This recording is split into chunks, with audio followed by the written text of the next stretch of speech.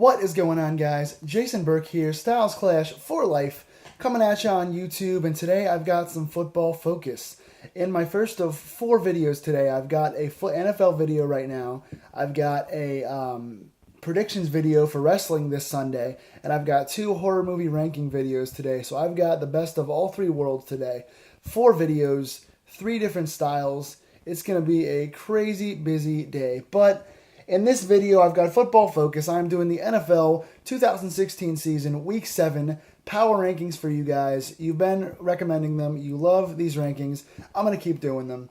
So I'm going to go at you guys real quick. And again, this is just so far in the season. This is not where I think teams are going to end up at the end of the year, not who the best teams are in the league overall, but just the top 10 as of Week 7, how they've stacked up so far this year. Number 10, the 4-2 Kansas City Chiefs. They've been underrated all season long. They are managing the game with Alex Smith, as Alex Smith always seems to do. Spencer Ware has become a very, very great utility back. He's been all-encompassing. He can block, he can catch, he just makes touchdowns. He can run. He's been a very effective dual back out there. Jamal Charles is still getting back into the swing of things.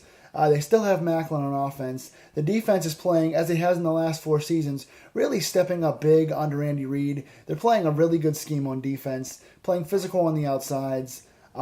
They've got Tyreek, is it Hill? Tyreek Hill has been doing the utility stuff out of the receiver spot, doing the screens. He's fast down the field. He's a new deep threat for Alex Smith. So underrated on offense and a very, very solid defense. This team has now won 2 in a row. I think 3 of the last 4. They're now 4-2, and they are on the watch in the AFC. They're in the wild card hunt for the AFC. Number 9, we've got a surprise ranking this week, the Arizona Cardinals at 3-1. They tied this week. They went to a 3-3 tie with the vaunted Seattle Seahawks. They played against Seattle, in my opinion, the best team in the NFC, and they went to a 3-3 tie. That defense in the last couple of weeks has been on fire, and they have not allowed, I think, what's the stat? Like 300-yard receivers in the entire season, 1 quarterback over 300 yards all year long. They've been playing very under the radar on defense, and they still have the same personnel as they had when they've had some of the top-ranked defenses in the past 3 and 4 years. The offense is not where it should be. With a team that has as many weapons as they have, like John Brown, Larry Fitzgerald, Michael Floyd, they have a lot of weapons on offense and haven't been doing all that well, but the running game is getting on track with David Johnson, and those receivers can always come alive at any time. Carson Palmer looks a little off. I think age and injury is catching up to him, but they have enough tools on offense. They're running the ball well, they're blocking pretty well, and they're playing lights-out defense. So even at 3-1 average record, but they are still a team to watch in the NFC. If they string a few wins together, they can be a threat later on in the season. Number 8, the 4-2 Green Bay Packers. They came back to win this week. They had lost last week, came back strong this week. Davante Adams was on fire. Again, the defense is still very average. They have a lot to work on defensively, especially in coverage. The tackling has been kind of subpar, and the pass coverage has kind of been meh. But so they have a lot to work on. But they're still one of the best teams in the NFC, in my opinion, with Aaron Rodgers at the helm. Eddie Lacy being banged up leaves a lot to be desired in the running game, because I'm not sure if he's going to return this season. James Starks is also injured, so they are now down to a 3rd-string running back, so that causes some problems. And blocking for Aaron Rodgers has been hit or miss. So there are a lot of questions and a lot of holes. But they still have Aaron Rodgers. They still have a great receiving core with the combination of Ty Montgomery out of the backfield. He's been running and catching. He's been an underrated playmaker. You still have Adams, Cobb, and Nelson. You still have Aaron Rodgers. They're still 4-2. They're one of the top teams in the NFC. So despite all the questions, they are where they belong right now at number 8. Number 7, the 4-2 Philadelphia Eagles came back for a win this week. They had lost 2 in a row. The bloom was off the rose with Carson Wentz. A lot of turnovers. But nonetheless, they are still at 4-2, and they got the biggest statement win of Week 7 this week, beating the previously unbeaten Minnesota Vikings. They made the Vikings look really bad. They caused some turnovers from Sam Bradford. They just shut down this team who looked unbeatable for a while there.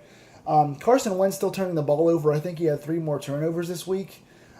He's kind of, like I said, he's the newness of him and the league not catching up to him yet is kind of wearing off. So this team has a lot to worry about, but they are playing pretty good defense. They shut down Minnesota this week. They still have guys on the outside like Huff and Aguilar. Huff doing a good job in returns. Special teams has been doing a lot for Philadelphia, and they're creating turnovers, which is important. So making splash plays on defense and special teams, and they still have guys like Aguilar, guys like Jordan Matthews on offense. So at 4-2, this team is an underrated surprise. They can go either way by the end of the season. They can be not on the list at all, or they can wind up being one of the Cinderella stories of this season. Number 6, the 5-2 Oakland Raiders came back for a big win this week. That offense is just going to wind up being top 3 or 4 in the entire league this year. They are on fire. Crabtree's got like 7 touchdowns already. He's on fire. Latavius Murray's been finding the end zone a lot in the last couple of weeks. He is back to where they need to be. They have a couple of splash players in the backfield on offense. Amari Cooper is still great. They're doing good stuff with Clive Walford. Derek Carr is incredibly underrated. I've been a fan of his for a couple of years now. The comparisons to Favre have been drawn. I like the kid. They're putting up big numbers on offense, and the defense really isn't that good, but they're good enough when they're scoring 40 points a game to keep winning.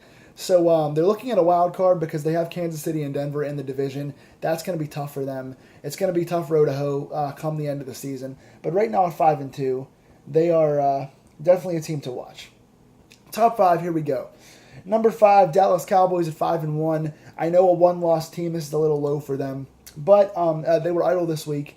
And there's still rumors that Romo is going to come back and play, and I hope that he doesn't because, again, Ezekiel Elliott is one of the top running backs in the league right now, stat-wise. He's been on fire the last couple of weeks that he's played. He's looked great. Dak Prescott is being smart. He's not turning the ball over. He's moving the ball downfield. He's pushing the ball. They've turned guys like Butler and guys like Terrence Williams into threats. Witten is just getting healthy right now and playing well. Des Bryant's going to be back on the field either this week or next. That's going to add a big dimension to their team. Their defense is playing pretty good. They have the best offensive line in the NFL. So a lot of things pointing upward for the Dallas Cowboys at 5-1. The questions at quarterback with Romo are going to come into play, and of course the health of guys like Witten and Bryant. But right now, 5-1, they're looking good. Number 4, Denver Broncos at 5-2 came back with a big win this week. They had lost 2 in a row. They got Trevor Siemian back at full health this week. They got a big win this week. They're back on track. With that defense, they can be a number 1, number 2 kind of a team any given week. The offense still is suspect despite having playmakers. C.J. Anderson is kind of hit or miss. He's boom or bust. He can really deliver every week, or he can let you down on a given week. Demaryius Thomas and Emmanuel Sanders are dual threats outside, obviously. They've got a good tight end spot. Got a pretty solid line. The line needs to continue to protect and kind of be more consistent. But they're putting up enough numbers on offense, and that defense not only can create turnovers, but they can score on defense. They can return fumbles and interceptions. So with the defense that good, all you need is an average offense, and they've got playmakers. So at 5-2, Denver's number 4 this week. Number 3, the Minnesota Vikings, 5-1. They did get their first loss this week, too. In my opinion, a team they should have beaten in Philadelphia. They have a game-managing quarterback in Sam Bradford. Bradford's been banged up with injuries in his career. He's managing the game right now. He's playing okay, but he has to avoid turnovers. They're playing without their starting quarterback and their starting running back, so 5-1 right now is far higher than you'd expect for anybody on this team. But that being said, they create turnovers. They got 3 more this week. Safety spots, again, are one of their biggest strengths. McKinnon's running the ball well enough on offense. They're a pretty good red zone team, pounding the ball in. They've still got Stephon Diggs. Cordero Patterson has turned himself around and got himself really, he's scoring touchdowns this year. He's back into the lineup. He's more effective. Adam Thielen's underrated at the 3rd spot. So this team is pretty solid overall. Top 2, number 2, best team in the NFC in my opinion, Seattle Seahawks, 4-1-1. They did tie this week. Russell Wilson couldn't put any numbers up at all against Arizona, but they held Arizona to 3 points and to a tie. So this team, again, has playmakers on offense. They've been a little banged up. They're down to Christian Michael on at the running spot, which has been more solid than not. Russell Wilson still returning from injury, but Doug Baldwin, they have Lockett. They have guys that can make plays. Jimmy Graham had another big week this week. He's been really booming this season, coming back to where he should be. So Seattle at 4-1-1 despite the tie has been on kind of a nice run lately, and with that defense, they're the team to watch in the NFC in my opinion. In number 1, if you haven't figured it out by now, it's the New England Patriots at 6-1. They haven't lost since Brady's come back. They are now 3-0 under Tom Brady. He put a hurting on the Steelers again this week. They have the dual tight end threats in Gronkowski and Martellus Bennett, I'm sorry. They have the deep threat in Chris Hogan. Has kind of been a nice addition for that team. They still have Edelman. They still have Amendola. They've got good pass rushers on defense. The edge linebackers rush the quarterback very, very well.